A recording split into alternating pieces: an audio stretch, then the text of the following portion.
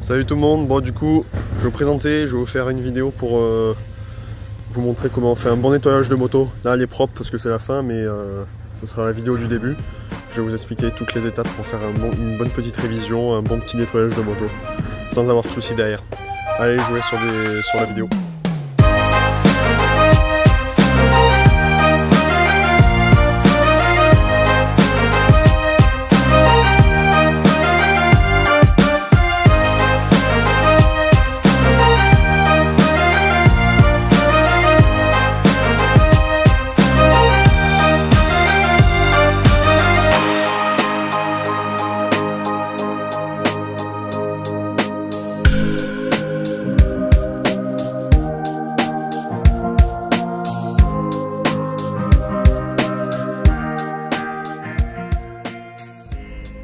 Bon, du coup, après le lavage d'une moto, voilà, il y a toujours un bon coup de compresseur à mettre. Donc prenez votre compresseur, votre tuyau, et puis il va falloir venir souffler tous les petits roulements, donc les roulements, tout ce qui peut rouiller, partout, ici, les roulements de là, surtout les roulements de roues, les roulements d'amortisseur, tous les petits trucs pour que votre durée de vie de moto elle soit la plus longue possible. Ça c'est une étape cruciale dans le lavage de la moto parce que si vous faites pas ça, ça peut rouiller à l'intérieur, ça peut gripper les pièces et après vous pouvez avoir des soucis, ça peut vous coûter cher, ça peut vous coûter cher alors que si vous faites ça, bah, voilà.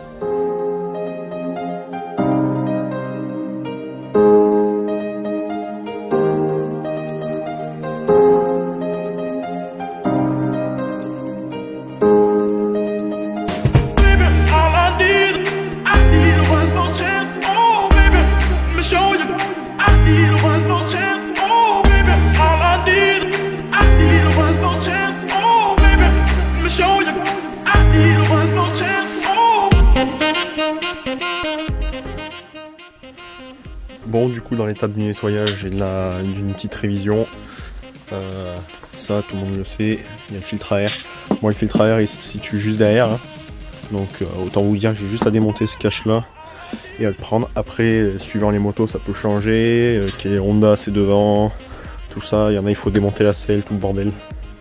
Voilà, moi c'est là. Après c'est toutes les étapes que je fais, c'est pareil sur toutes les motos. Voilà, allez, je vous laisse sur un accéléré.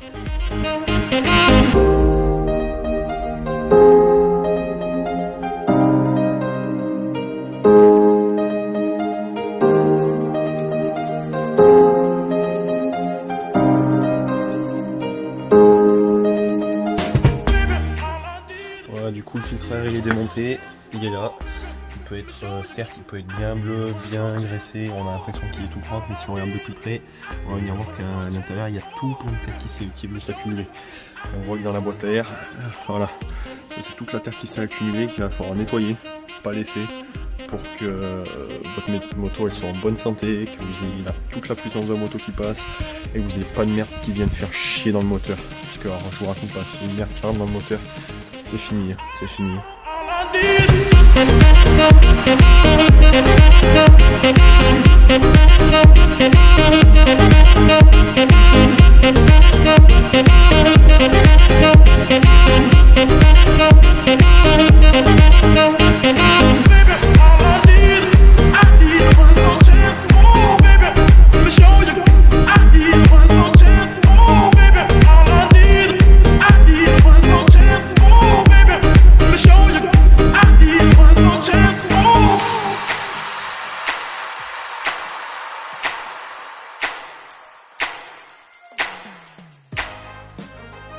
Bon voilà, du coup j'ai fait le maximum que j'ai pu, j'ai pas pu faire tous les endroits, c'est quand même très propre par rapport à quand je l'ai mise. J'ai même nettoyé le cache, comme ça c'est fait, on n'en parle plus, là tout ce que je pouvais. Voilà, maintenant je vais m'attaquer au filtre à air, je vais pas vous le filmer parce que je vais faire, je vais pas vous le filmer mais je vous reprends dès qu'il est propre. Voilà, du coup les poteaux, du coup le filtre à air il est propre, le support il est propre aussi, il est tout neuf. Là j'attends que ça sèche un peu. Il est bleu, c'est normal, vous inquiétez pas, Un filtre à air, normalement c'est blanc, ça a des couleurs, c'est pas jamais bleu comme ça. Voilà. Les grosses taches de bleu, c'est la graisse qui reste. L'essentiel, c'est que toute la poussière, les particules qui se sont posées dessus, elles soient parties.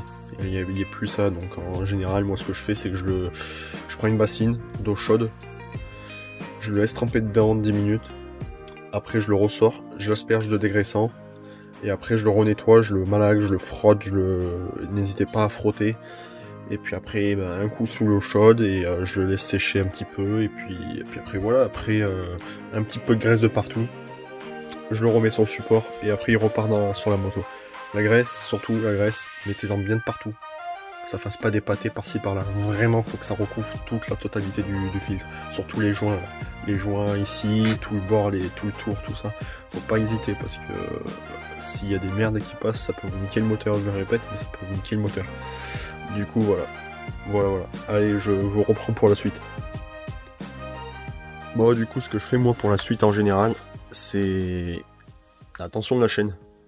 Tension de la chaîne elle doit toujours être bien tendue. Là je vais pas le faire parce que je sais que la chaîne est bonne. Votre chaîne pour qu'elle soit tendue, c'est moto posée, donc pas sur le cale-pied. Posez la moto au sol, vous grimpez dessus. Vous demandez à un collègue de vous tenir, tout ça ou quoi, juste le poids du corps. Et quand vous prenez votre chaîne, ici à peu près là, il faut que vous ayez 3 doigts. Donc moi je les ai pas parce que la moto elle est sur le cale-pied, que je suis pas dessus. Mais il faut que vous ayez à peu près 3 doigts. 3 doigts de tension. Ça c'est une bonne tension de chaîne. Après c'est pas précis mais c'est une bonne tension. Après la tension, vous savez comment on fait. On règle ici avec le plus ou moins. On prend un pied à coulisse pour que ça soit pareil des deux côtés. Et puis voilà. Après un bon graissage de chaîne. Bien la graisser, ça faut pas hésiter, parce que si vous cassez votre chaîne, vous allez regretter, parce que si la chaîne s'embourbe là-bas dedans et que ça vient vous casser le carter, vous serez content de pas avoir graissé votre chaîne.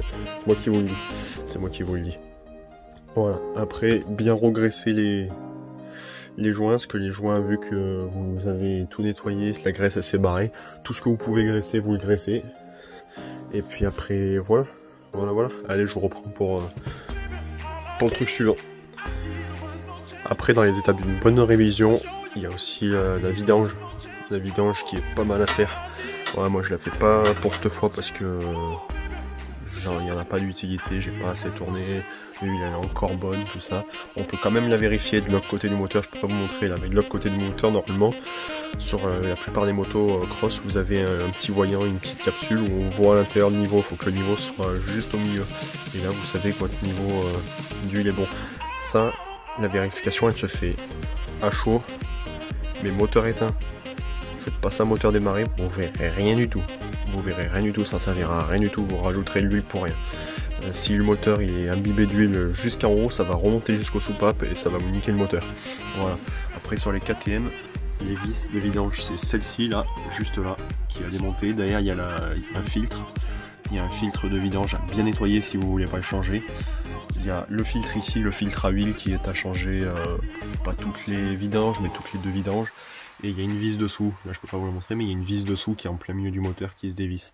Voilà, ça c'est pour les moteurs des KTM 250 SXF de 2011, donc c'est de 2007 à 2011 je crois.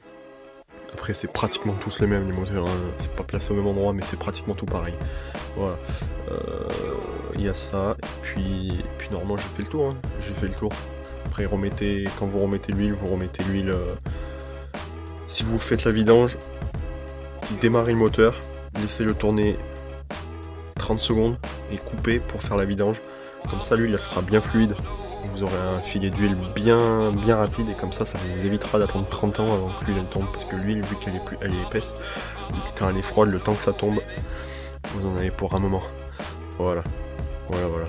Puis vérifiez bien les quantités constructeurs, pas vous tromper dans les niveaux. Ça serait dommage d'en avoir trop ou de pas en avoir assez et niquer votre moteur pour rien. Voilà. Et après moi le dernier truc que je fais, c'est quand la moto est froide, je vérifie toujours le liquide de refroidissement. Je sais pas pourquoi, ça c'est moi comme ça. Je vérifie toujours si à l'intérieur il y en a toujours. Donc là on peut voir, il y en a encore, c'est tout bon, c'est à bon niveau.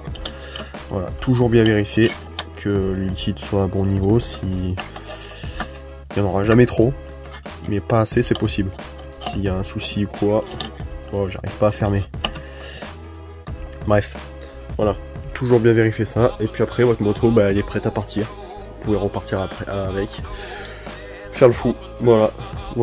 Donc ça, c'était une petite vidéo pour vous montrer un peu les étapes pour une bonne révision. Après, on n'en fait jamais trop. Parce que voilà, on n'en fait jamais trop.